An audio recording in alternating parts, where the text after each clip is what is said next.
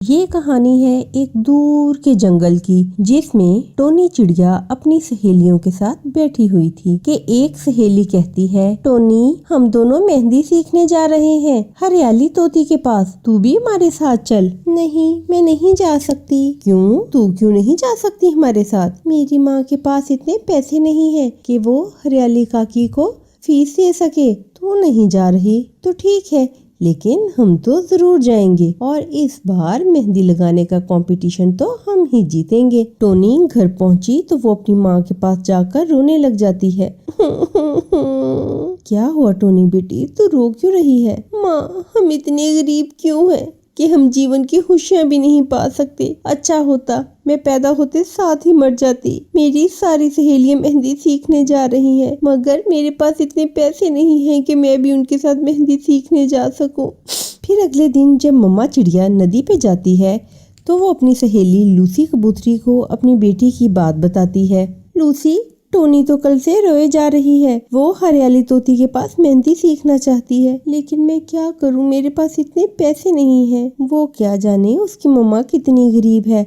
चलो मैं जाकर टोनी से मिलती हूँ, मेरे पास एक उपाय है। फिर लूसी कबूतरी मम्मा चिड़िया के साथ टोनी के घोंसले में जाती है। टोनी बेटी, तुम कुछ दिन के लिए ये मेरा मोबाइल अपने पास रख लो। तुम इसमें से मेहंदी लगाने की वीडियोस निकाल कर देखा करो, तुम बहुत जल्द सीख जाओगी। आंटी, क्या मैं ऐसे मेहंदी लगाना सीख जाऊंगी? अरे ऐसे बहुत से चैनल हैं यूट्यूब पे जो मेहंदी लगाना सिखाते हैं, तुम भी सीखो, तुम बहुत जल्द सीख जाओगी। इस तरह टोनी बहुत खुश हो जाती है। टोनी चिड़िया लूसी आंटी के मोबाइल से हर रोज मेहंदी लगाना सीखने लगी। वो अपना काम काज करने के बाद यूट्यूब लगाकर बैठ जाती।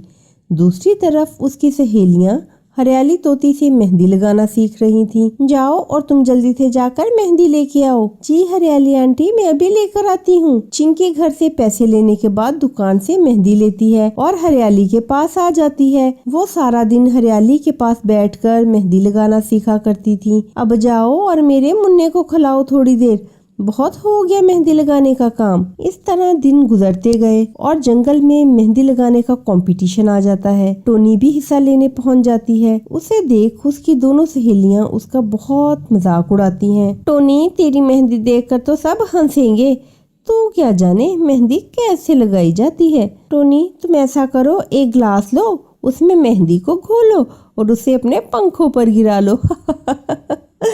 मगर टोनी चुप रहती है। जब कंपटीशन शुरू होता है तो टोनी चील के पंखों पर ऐसे मेहंदी लगाती है कि सब उसके डिजाइन देखते रह जाते हैं। चील भी अपने पंख देखकर बहुत खुश हो जाती है। पहला इनाम टोनी को मिलता है। टोनी जैसी मेहंदी इस पूरे जंगल में कोई नहीं लगा सकता। सबसे अच्छी मेहंदी टोनी ने लगाई है। टोनी बहुत खुश होती है। लूसी आंटी, आपका बहुत शुक्रिया, ये सब आपके कारण हुआ है। Hello friends, please like, share and subscribe my channel. धन्यवाद। दूर एक जंगल में एक चिड़िया अपनी बेटी टोनी के साथ रहा करती थी। मम्मा चिड़िया गन्ने की खेती किया करती थी। वो बहुत मेहनती चिड़िया थी। वो बहुत मेहनत करके गन्ने उगाती थी, मगर उसकी गन्ने की अच्छी कीमत नहीं मिलती थी क्योंकि उसकी अपनी बैलगाड़ी न थी। जब वो किसी दूसरे की बैलगाड़ी पे अपना गल्ला लाद कर शहर ले जाती तो उसे बहुत कम आमदनी होती थी। कबूतर भैया, मेरे ये गन्ने शहर तक पहुंचा दो। ठीक है, लेकिन मैं इसके 500 लूंगा। भैया, ये तो बहुत ज्यादा है, कुछ तो कम करो। ना चिड़िया ना, मैं तो 500 ही लूंगा। इस तरह मम्मा चिड़िया को बहुत परेशानी उठाना पड़ती थी। एक दिन जब मम्मा चिड़िया अपने खेत में जाने लगती है तो उसकी बेटी टोनी उससे कहती है, माँ, आज मैं भी आपके साथ खेत जाऊंगी। लेकिन बेटा, तुम उधर जाकर क्या करोगी? मैं तो खेतों में काम करूंगी और तू वहाँ बैठी बैठी बोर हो जाएगी। नहीं मम्मा, मैं आपके साथ आज खेतों में जरूर जाऊंगी और आपके साथ काम करूंगी। फिर मम्मा चिड़िया अपनी बेटी को साथ लेकर खेतों में चली जाती है। खेत पर गन्ने की फसल लहरा रही थी। टोनी अपनी माँ के साथ आकर बहुत खुश थी। माँ, गन्ने की फसल तो तैयार है, तो आप इसको काट क्यों नहीं लेती? बेटा, क्या करूं, जो फसल काटती हूँ वो बिकती नहीं है। शहर यहाँ से बहुत दूर है और जंगल में वो अच्छी कीमत नहीं मिलती जो शहर में मिलती है। इतनी देर में एक कौवा और कौवी आ जाते हैं। चिड़िया, तुम्हारी फसल बिल्कुल तैयार है, तुम ऐसा करो, ये फसल मुझे बेच दो, मैं इसे शहर ले जाकर बेचूंगी। सारी फसल का 1000 ले लो और जाओ यहाँ से। ये सुनकर मम्मा चिड़िया रोने लगती है। कव्वे जी, इतने पैसों से तो मेरा हर्ष भी पूरा नहीं होगा, तो मैं मुनाफा कैसे कमाऊंगी। ठीक है चिड़िया, अगर तुम चाहती हो कि तुम्हारी फसल खेत में ही गल सड़ जाए तो हम जाते हैं यहाँ से। रुके रुके कव्वे और कव्वे, जो मिलता है वो ही सही, ये आप फसल ले लो। फिर टोनी अपनी माँ से बोलती है, नहीं माँ, हम ये फसल इन कव्वों को मुफ्त में नहीं देंगे। मैंने सोच लिया है कि क्या करना है। टोनी घर जाती है और अपना गुल्लक तोड़ती है। गुल्लक से निकलने वाले पैसों से वो गन्ने का रस निकालने वाली मशीन लेती है। बेटी टोनी, पता नहीं ये उपाय काम करेगा भी या नहीं। माँ देखना, हमें गन्ने का रस बेचने से दुगना मुनाफा होगा। वो दोनों माँ बेटी एक बड़े पेड़ के नीचे गन्ने का रस बेचने लगती हैं। गन्ने का रस, मीठा मीठा ठंडा ठंडा गन्ने का रस, आओ पी लो गन्ने का रस। पेप्सी और कोको कोला से आधी कीमत में पी लो गन्ने का रस, मीठा मीठा गन्ने का रस। अरे चिड़िया, ये तो कमाल है, हमारे जंगल में भी शहर वाली चीजें मिलने लगी हैं। मैं अभी अपने दोस्तों को लेकर आता हूँ। तोता अपने दोस्तों को बुला लाता है। वो सब गन्ने का रस पीते हैं। फिर ऐसे चिड़िया का गन्ने का रस दूर दूर तक मशहूर हो जाता है और उन्हें बहुत अच्छा मुनाफा होने लगता है। शाबाश बेटी, मुझे गरूर है आप पर। मेरे साथ खेत में ना आती तो मैं आज भी अपने गन्ने के खेत में मौजूद फसल को लेकर बहुत परेशान होती। ऐसे ही उन दोनों का कारोबार चल निकलता है और वो दोनों माँ बेटी सफलता पाती हैं।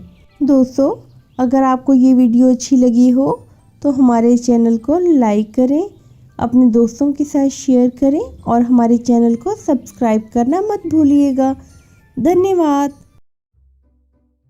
गुड़िया बहुत ही समझदार चिड़िया थी। वो अपनी माँ की मदद करने का कोई ना कोई नया तरीका ढूंढ ही लेती थी। मम्मा, आप इतने स्वादिष्ट पकौड़े बनाती हैं, आप ऐसा करें, आप मुझे पकौड़े बनाना सिखा दें। मैं अपने घर के पास पकौड़े का ढाबा बनाकर इन्हें बेचा करूंगी, जिससे मैं अपनी माँ की मदद भी कर सकूंगी। बेटा, बहुत मुश्किल काम है, कैसे तो सारा सारा दिन पकौड़े बेचा करेगी। मम्मा, मैं कर लूंगी, आप बस मुझे पकौड़े बनाना सिखा दें। फिर गुड़िया अपनी माँ से पकौड़े बनाना सीख लेती है। गुड़िया की एक सहेली थी जो कि उसके पड़ोस में ही रहती थी। जब वो दोनों सहेलियाँ मिलती तो गुड़िया इसे बताती है, सहेली, कल से मैं अपने घर के पास ठेला लगाकर पकौड़े बेचा करूंगी।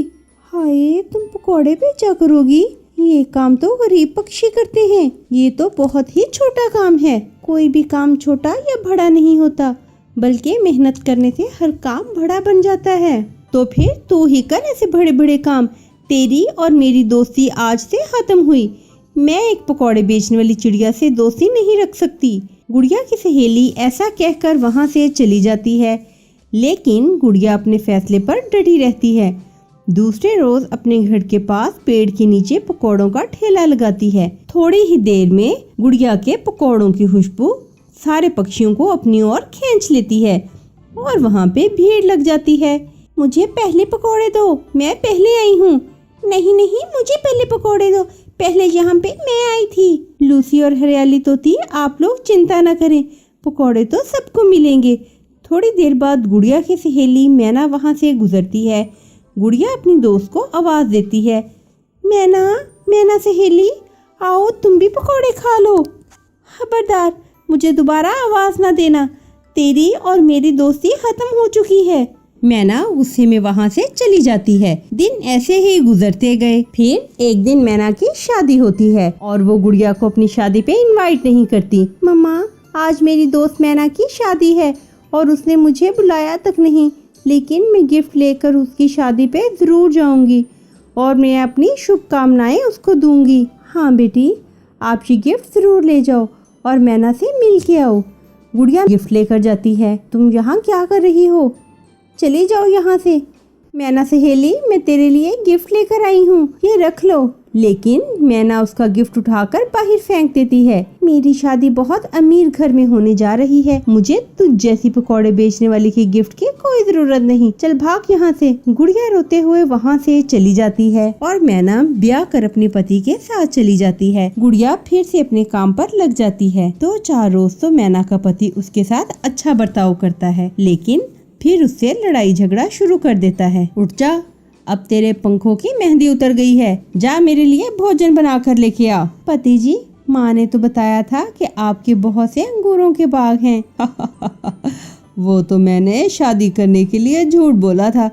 चल जा, अपना दाना खाओ और मेरे लिए लेके आओ। मैना ने कभी कोई काम नहीं किया था, इसीलिए जब वो अपना दाना लेने जाती है तो शाम को खाली हाथ घर वापस लौटती है। बेशर्म कहीं की, सुबह से मैं भोजन का इंतजार कर रहा हूँ और तू है कि खाली हाथ लटका के वापस आ गई। और फिर वो उसको मारने लगता है। मुझे मत मारिए पति जी, मुझे मत मारिए, मैं कल से दाना ले आऊंगी। चल जा और मेरे लिए चाय बना कर ला। मैना को तो चाय बनाना भी अच्छे से नहीं आती थी, और जब वो अपने पति के लिए चाय बना कर लाती है तो छी, एकदम बकवास चाय, ऐसी चाय तो कोई जानवर भी ना पिए। चल दफा हो जा मेरी नजरों से, वरना बहुत मारूंगा मैं तुम्हें। मैना की जिंदगी बहुत मुश्किल हो जाती है। फिर एक दिन मैना का पति दारू पी के घर आता है और उसको बहुत मारता है। फिर मैना फैसला करती है कि वो अब इस घर में नहीं रहेगी। वो उसी शाम अपने घर वापस चली जाती है। गुड़िया पकौड़े बना रही थी। जब मैना वहाँ आती है उस समय दोपहर का वक़्त था। उसके चेहरे पे मार के निशान थे। मैना गुड़िया के पास जाकर रोने लगती है। मैना सहेली, तुम रो क्यों रही हो?